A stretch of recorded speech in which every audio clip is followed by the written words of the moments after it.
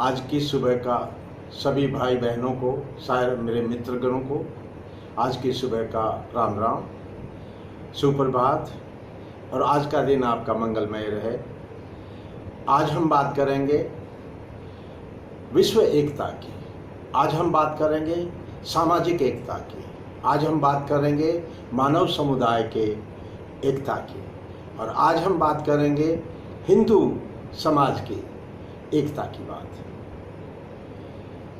एकता क्यों जरूरी है? क्योंकि एकता के सिद्धांत पर ही इस सारी सृष्टि की रचना हुई है। जो कुछ भी हम इस भौतिक संसार में जो कुछ भी हम देख रहे हैं और जितने भी भौतिक द्रव्य हैं और जो कुछ भी जिसको हम बुद्धिस्ट फिलॉसफी में फिनोमिनल वर्ल्ड कहते हैं, हिंदू दर्शन में हम जिसको माया कहते हैं, ये सारे संसार की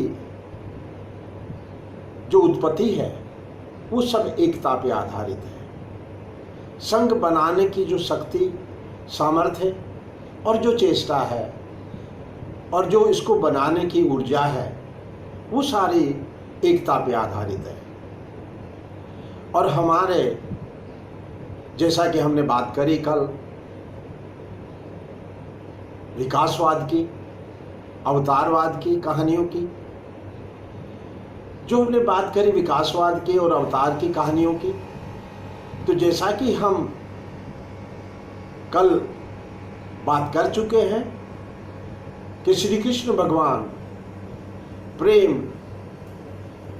के अवतार और स्नेह के अवतार थे, जिससे संसार में प्रेम प्रधान हो जाए, संसार की सारी चेष्टाएं प्रेम प्रधान हो जाएं, स्नेह प्रधान हो जाएं और सारी सृष्टि आपस में प्रेम करे। जैसे पेड़ हो, चाहे चिड़िया हो, चाहे नदियां हो, चाहे नाले हो, चाहे मानव हो, चाहे जंतु हो, सभी आपस में प्रेम करें, ऐसा विश्व प्रेम का वातावरण बने और ऐसी सबकी चेष्टा हो और ये प्रेम मानव समुदाय की एकता का आधार बने। जब आपस में प्रेम होगा तभी हम में एकता का भाव पैदा होगा, हम सारे एक हो पाएंगे। श्री कृष्ण भगवान ने 8वें अवतार ने हमें वासुदेव कुटुंबकम के लिए आह्वान किया है, संदेश दिया है और हमें इसकी तरफ चेष्टा करने के लिए कहा है, आज्ञा दी है, आदेश दिया है। ये तो बात सभी जानते हैं और ये एक हमारी जिसको कहते हैं ग्रामीण भाषा में, या जिसको हम कहते हैं भारतीय दर्शन में, या जिसको हम कहते हैं कलयुग के आदेश के ऊपर। कलयुग का आदेश है कलयुगे संघे शक्ति, कलयुग में संघ ही सबसे बड़ी शक्ति है। श्री कृष्ण भगवान ने हमें 8वें अवतार में यही संदेश दिया है कि हम सारे मानव समुदाय का, जिसमें कोई सीमाएं ना हो, जिसमें कोई रंग की या कोई जाति की या किसी वर्ण की या किसी देश की या किसी प्रांत की या किसी क्षेत्र की कोई सीमाएं ना हो, ऐसा हमारा वासुदेव कुटुंबकम हो, जिसमें सभी मानव एक समुदाय में रहकर, एक परिवार में रहकर एक दूसरे से परिवार की तरह, परिवारजनों की तरह प्रेम करें और एकता का भाव स्थापित हो और पूरी पृथ्वी पे वासुदेव कुटुंबकम का निर्माण हो।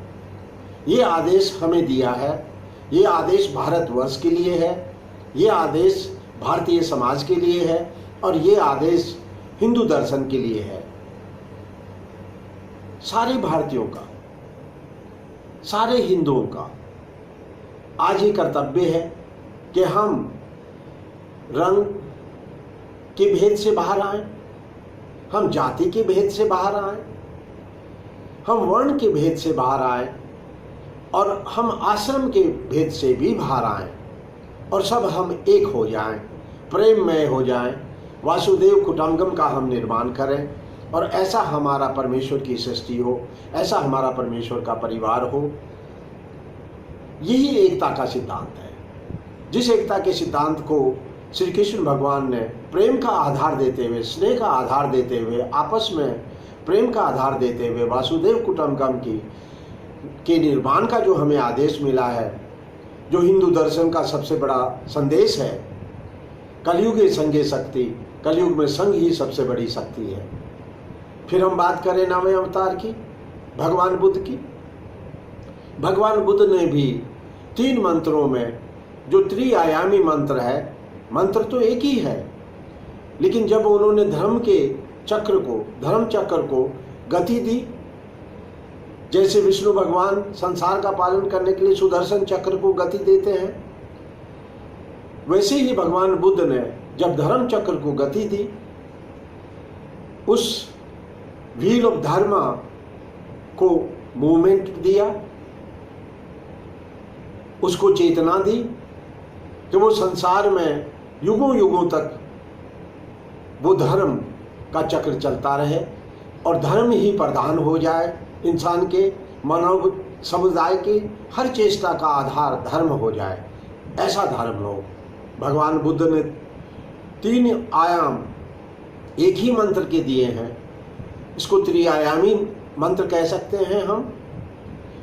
और ये मंत्र है बुद्धम शरणम गच्छामि, मैं बुद्ध की शरण में चला जाऊं, मैं बुद्ध की शरण में जाने की चेष्टा करूं। कहने का तात्पर्य है कि बुद्ध उस ब्रह्म योगी का रिप्रेजेंटेशन करते हैं, उस ब्रह्म योगी की जो चेष्टा है अहम ब्रह्मासी की, उस दिव्य राम और सीता की अपने ही शरीर में दर्शन करने की, जो श्री हनुमान जी ने बहुत ही सुंदर तरीके से अपने ही सीने को चीर कर हमें दर्शन कराए सीताराम के, ऐसी उस ब्रह्म योगी की चेष्टा। और हम सारे ही मानव ये चेष्टा करें कि हम अपने ही अंदर भगवान के दर्शन करें और हम भगवान के रूप में बने हैं। इस मंत्र को मानते हुए ब्रह्म योगी जब कहता है अहम ब्रह्मासि, मैं परमेश्वर जैसा हूँ, मैं परमेश्वर के रूप में बना हूँ, तो भगवान बुद्ध का ये पहला अंग जो है इस मंत्र का, बुद्धम शरणम गच्छामि, मैं बुद्ध की शरण में चलाऊं, मैं उस सीताराम जो मेरे अंदर विराजमान है, वो आत्मा जो मेरे अंदर विराजमान है, जो परमात्मा का रूप है, मैं उसकी शरण में चला जाऊं, बुद्धम शरणम गच्छामि। फिर बुद्ध भगवान कहते हैं दूसरे अंग में इस मंत्र के, धर्मम शरणम गच्छामि, मैं धर्म की शरण में चला जाऊं। और धर्म कैसा होता है? धर्म हमें जीवन को, एक निरंतर जीवन को आदर्श भाव में, दिव्य भाव में, प्रेम भाव में, विश्व करुणा भाव में और वैष्णव भाव में जीने के लिए हमेशा प्रेरित करता है। वो हमें प्रत्येक दिन, प्रत्येक क्षण हमें उस दिशा की तरफ बढ़ने के लिए प्रेरित करता है। वो धर्म जो हमें दिव्य गुणों की तरफ ले जाता है, जो हमें हिंसा से अहिंसा की ओर ले जाता है, जो हमें असत्य से, झूठ से सत्य की ओर ले जाता है, अंधेरे से प्रकाश की ओर ले जाता है और मृत्यु से अमरता की तरफ ले जाता है, अमरत्व की तरफ ले जाता है। जैसा कि ऋषि ने बहुत सुंदर शब्दों में कहा है, अस्तो माँ सद्गमय तमसो माँ ज्योतिर्गमय, मैं झूठ से सत्य की तरफ जाऊं, असत्य से सत्य की तरफ जाऊं और अंधेरे से मैं प्रकाश की ओर जाऊं।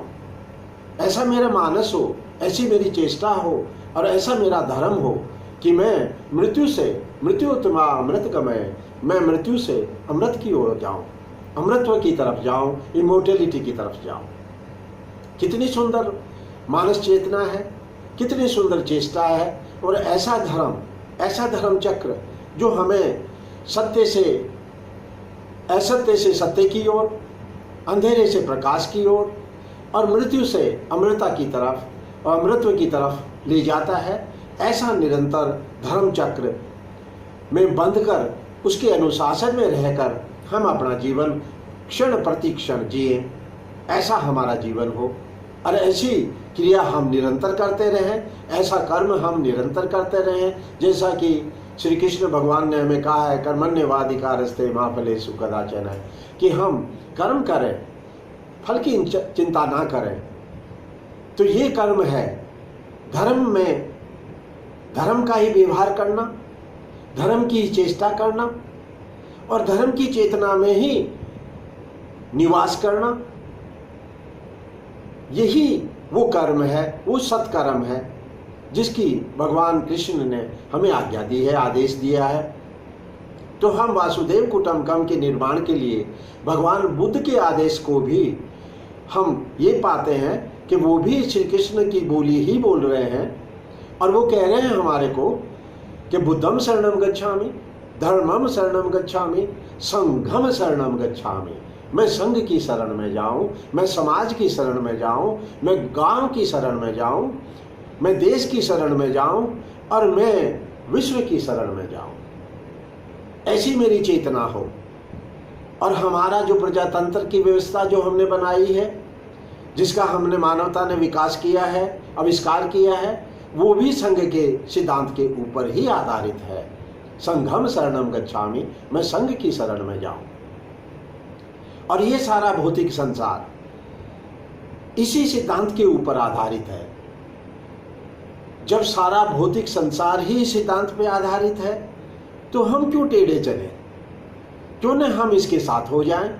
क्यों न हम हमारी नाव को इस नदी में डाल दें और ऊपर एक ऐसा पाल बांध दें, ऐसा सेल बोट बना दें कि वो स्वतः ही प्रकृति सुलभ चेष्टा से स्वतः ही चलता जाए। ऐसा निरंतर चलने वाला हमारा, स्वतः ही चलने वाला हमारा ऑटोमेटिक जो हमारा चरित्र हो, हमारी आदतें हों, सुबह से शाम तक जीने का जो हमारा तरीका हो, वो सारा का सारा अपनी स्वचालित क्रिया में बदल जाए। इसकी इसके लिए हमारे को परमेश्वर ने आदेश दिया है। संघम शरणम गच्छामि, हम सारे एक हो जाएं। मैं आज सारे हिंदू धर्म के जितने भी भेद हैं, जितनी जातियां हैं, जितने वर्ण हैं, जितने गोत्र हैं और जितने रंग हैं और जितने रूप हैं, मैं मेरे सारे हिंदू भाइयों से, मेरे हिंदू समाज से, मेरे हिंदू दर्शन से और मेरे उन हिंदू समाज के अग्रणी जनों से और उन नेताओं से जो हमारा नेतृत्व करते हैं, हमारे मानस का नेतृत्व करते हैं, हमारे भविष्य का नेतृत्व करते हैं और हमारी जिज्ञासाओं का नेतृत्व करते हैं, और वही नेतृत्व हमें एकता की ओर ले जाए। वो हमारे समाज के अग्रणी जन हमें एकता की तरफ ले जाएं। जैसा कि श्री कृष्ण भगवान ने सुंदर शब्दों में कहा है कि समाज और मानव जाति और मानव समुदाय अपने अग्रणी जनों की अनुयायी है, उन्हीं का अनुसरण करती है, उन्हीं को फॉलो करती है, उन्हीं के पीछे चलती है। जो भी अग्रणी जन हैं, जो हमारा नेतृत्व करते हैं, हमारी मानसिकता का, हमारे भारतीय दर्शन का और हमारे श्री कृष्ण भगवान के इस आदेश का, वासुदेव कुटुंबकम का, हम उनके पीछे चलें, उनके अनुयायी बने और वो नेतृत्व हमें उस दिशा में लेके जाए। जैसा कि सुंदर शब्दों में गायत्री मंत्र में भी ऋषि ये कल्पना करता है, ये प्रार्थना करता है कि हे प्रकाश, मैं प्रकाश के रास्ते से देवत्व की तरफ जाऊं। देवत्व की तरफ जाने का जो चेष्टा है भारतीय दर्शन की, वो चेतना बहुत सुंदर तरीके से हमारे अवतारवाद में की कहानियों में हमें मिलती है। ये चेष्टा निरंतर चलनी चाहिए और इसी को विकास का सिद्धांत कहते हैं। जब ये चेष्टा निरंतर चलती है, ये चेतना का विकास जब निरंतर चलता है, धर्म चक्र में बदल जाता है, तो उसको विकास का सिद्धांत कह देते हैं हम। जैसा कि हमने कल बात की कि सबसे पहले कच्छप अवतार में भगवान विष्णु ने आधार दिया समुद्र मंथन का। जो समुद्र मंथन हमारे अंदर हर क्षण घटता है और बाहर संसार में घटता है, दोनों एक से ही हैं। जब हमारे बुरे विचार और अच्छे विचार आपस में द्वंद्व रूप में हमारे अंदर मंथन करते हैं, हमारे मानस का, हमारी चेतना का, तब दिव्य गुणों की प्राप्ति होती है, रत्न की प्राप्ति होती है। हम बुद्धि विलास से, हम बुद्धि के उपयोग से हम ये समझ पाते हैं कि क्या अच्छा है और क्या बुरा है। अच्छे और बुरे की एक ही परिभाषा है। अच्छा वो होता है जो सबके लिए अच्छा हो, जिसकी परिधि इतनी बड़ी हो, जिसका सर्कल ऑफ कंपैशन, जिसकी करुणा का सर्कल, जिसका करुणा का इतना बड़ा वर्थ हो कि जिसमें सब समा जाए, ऐसा बड़ा हृदय हो, वो अच्छा है। बुरा क्या है? छोटी सी बात है। बुरा वो है जो दूसरे को अंदर नहीं आने देता। बुरा वो है जो हिंसा करता है।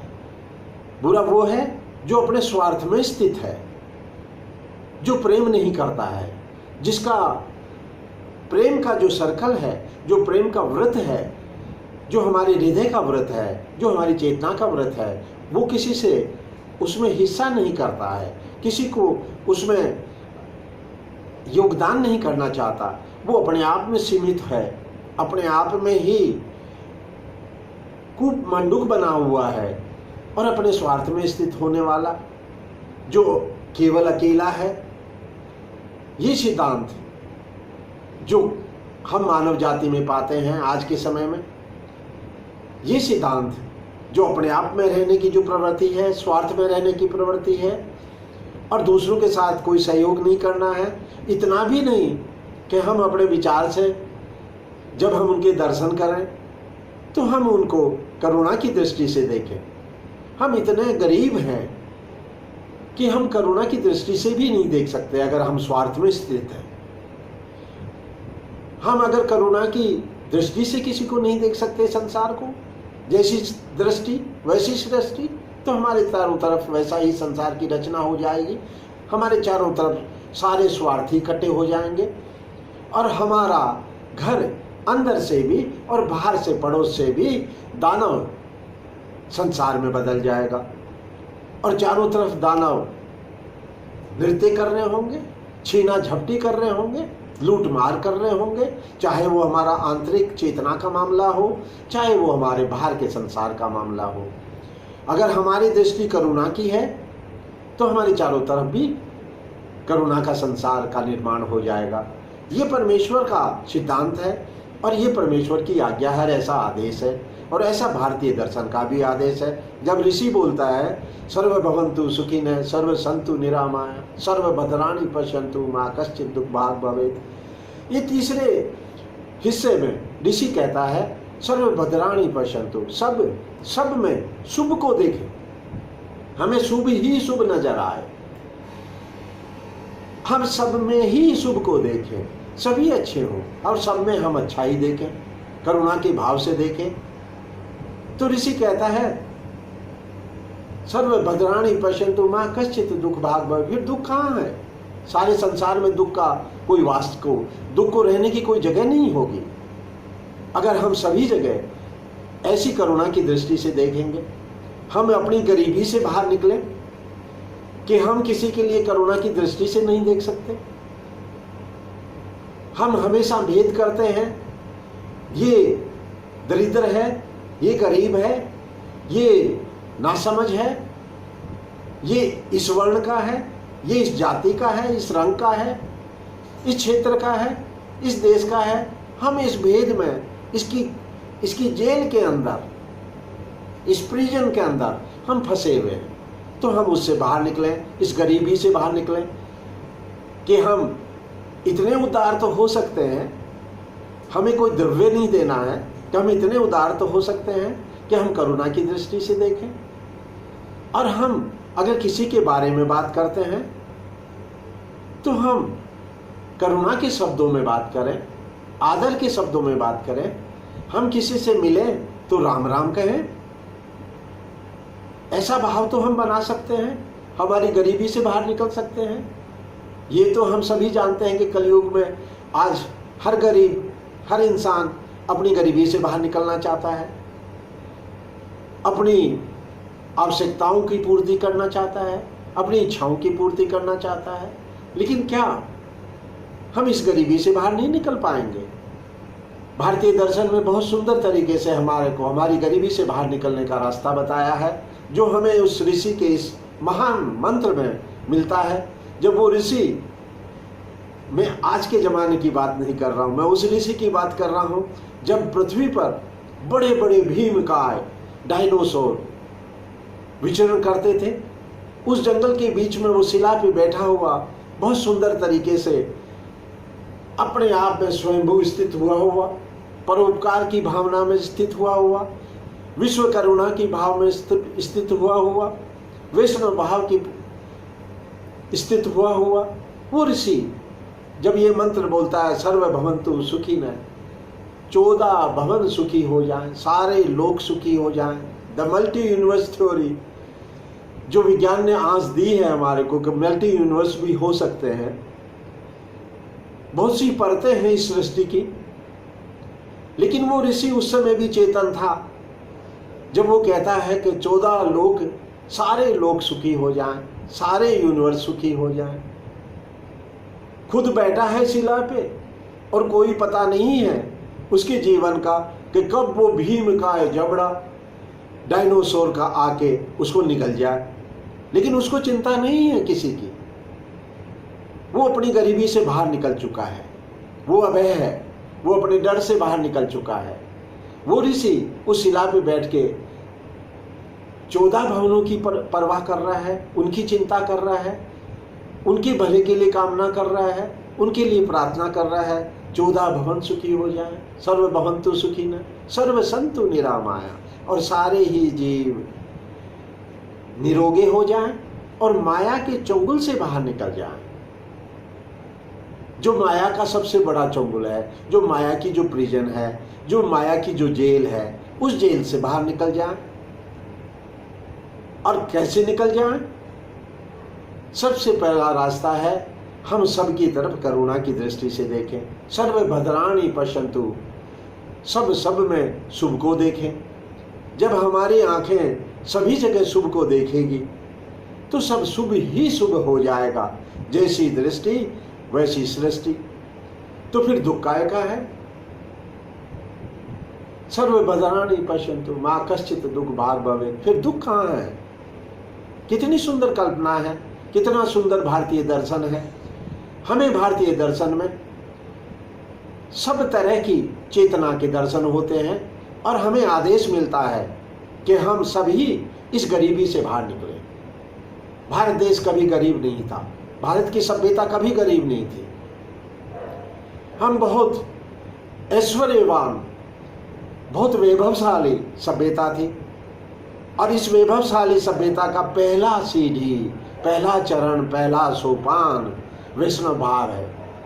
जब हम सारे संसार को करुणा की दृष्टि से देखते हैं, हम इतने अमीर हैं, हम इतने रिच हैं, हम इतने धनवान हैं और हम इतने नीडर हैं और हम इतने बहादुर हैं कि हम सारे संसार को करुणा की दृष्टि से देख सकते हैं। वो हम वैसे गरीब नहीं हैं कि हम हर जीव को बांट के देखें और हर जीव को हम भोजन की तरह देखें। हम उसको भोजन की तरह से भी नहीं देखते हैं, हम उसको राम राम की दृष्टि से देखते हैं, हम उसमें भी राम को देखते हैं। और इसी सिद्धांत के ऊपर हमने विश्व करुणा का सिद्धांत बनाया है और भारतीय दर्शन ने हमें आदेश दिया है कि हम करुणा के भाव से देखें। और जब हम करुणा के भाव से देखेंगे, सभी को हम शुभ की भाव से देखेंगे, सब शुभ में देखेंगे, शुभ ही देखेंगे सब में, तब हम एक विश्व एकता की स्थापना कर पाएंगे। और जब तक हम विश्व एकता की स्थापना नहीं कर पाएंगे तो कलयुग में हम दुख की ओर ही जाएंगे, सुख की तरफ नहीं जा पाएंगे, समृद्धि की तरफ नहीं जा पाएंगे। और हमारे भारतवर्ष का, हम उस सपनों के भारतवर्ष का उस सोने की चिड़िया का, उस महान सभ्यता का पुनर्निर्माण नहीं कर पाएंगे। कभी कहा है कि भारत में, इस देवभूमि में कभी 33 करोड़ देवी देवता रहते थे। आप विश्वास करो ना करो, आपकी इच्छा है, लेकिन मैं विश्वास करता हूं कि कभी थे, और हमने भारत को भारतवर्ष बना दिया था। हमने भारत को वैसा भारतवर्ष बना दिया था जैसा वर्ष होता है, जैसा हर साल होती है। वो अपने ऋतुओं में, अपने ऋतु चक्र में बंधी हुई, अपने दिव्य गुणों में बंधी हुई, अपने उदार भाव में बंधी हुई, विश्व करुणा के भाव में बंधी हुई। जब प्रकृति अपने ऋतु चक्र को चलाती है तो सभी को जगने का मौका मिलता है। जैसे कि खरीफ के टाइम में खरीफ फसल के बीज उगते हैं, और रबी की फसल के टाइम, सर्दियों के टाइम में दूसरे बीज उगते हैं।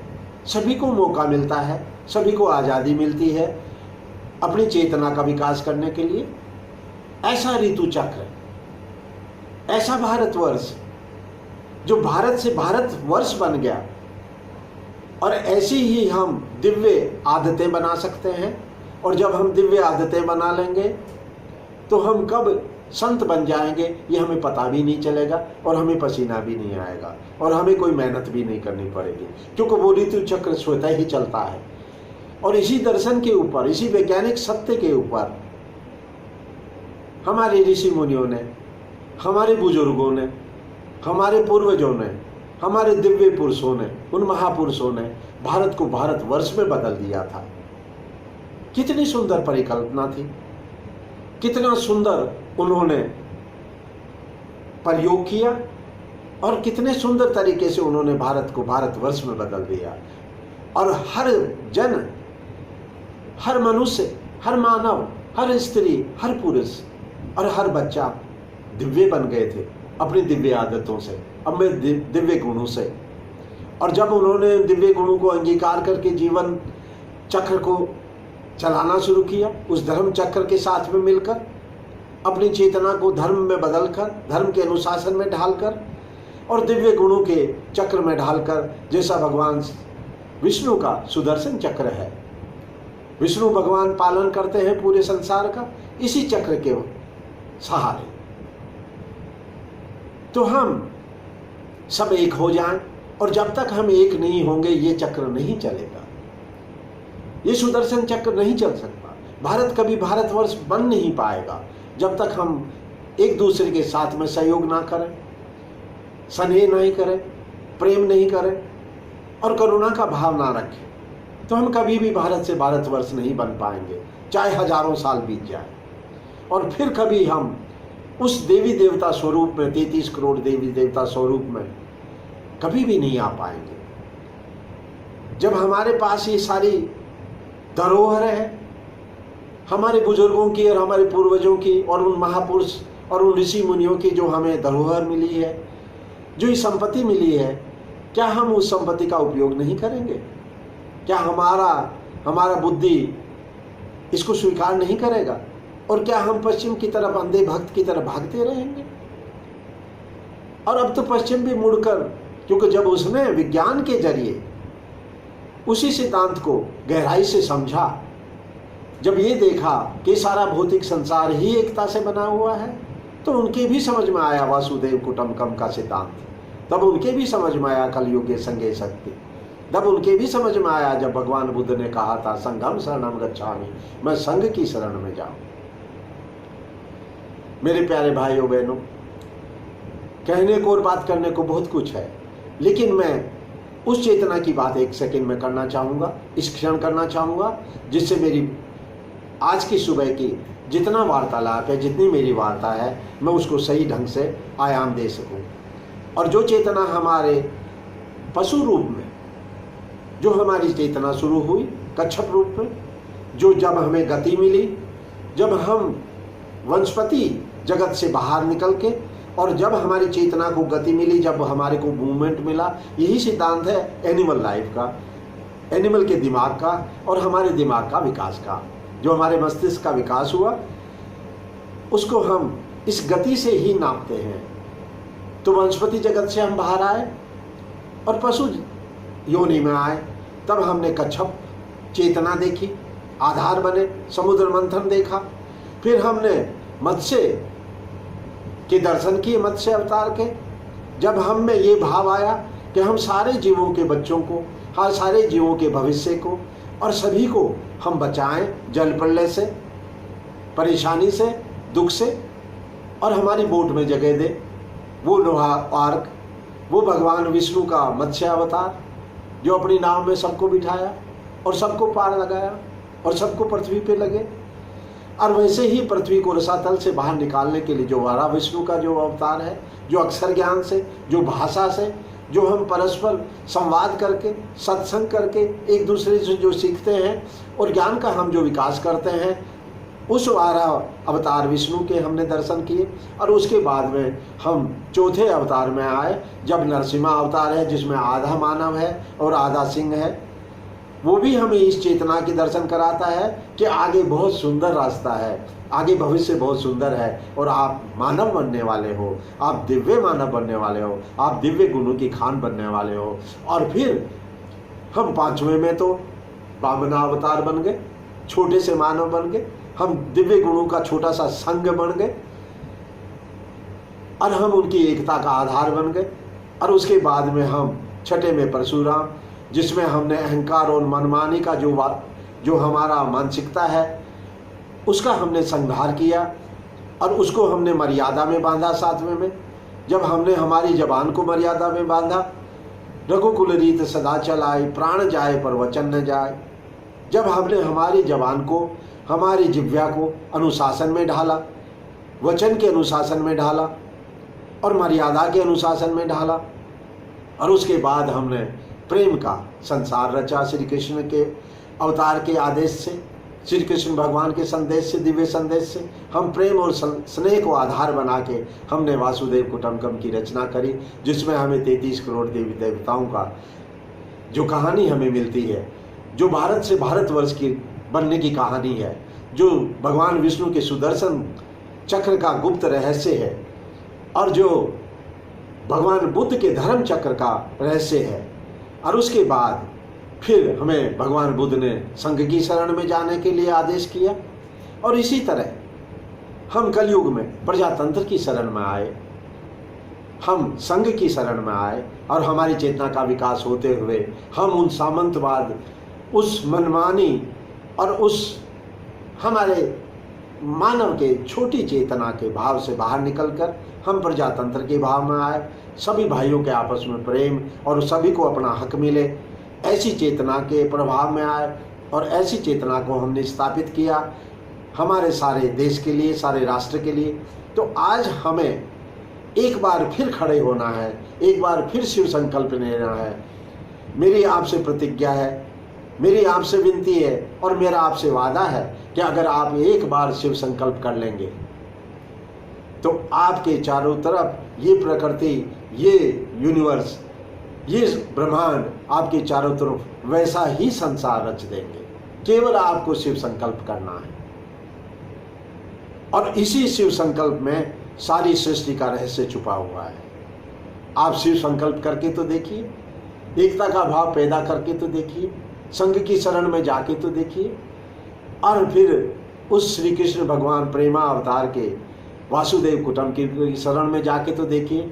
तब फिर भारत से हम भारतवर्ष बना सकेंगे, अपने सपनों का भारतवर्ष बना सकेंगे। आज इतना ही, आपका बहुत बहुत धन्यवाद।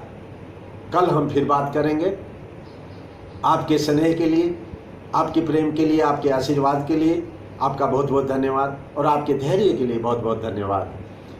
और आपका दिन बहुत ही मंगलमय हो, शुभ हो, इस आशा के साथ में मैं सारे भाई बहनों को और सारे मित्रगणों को एक बार फिर अभिनंदन करता हूँ। आपका बहुत बहुत धन्यवाद।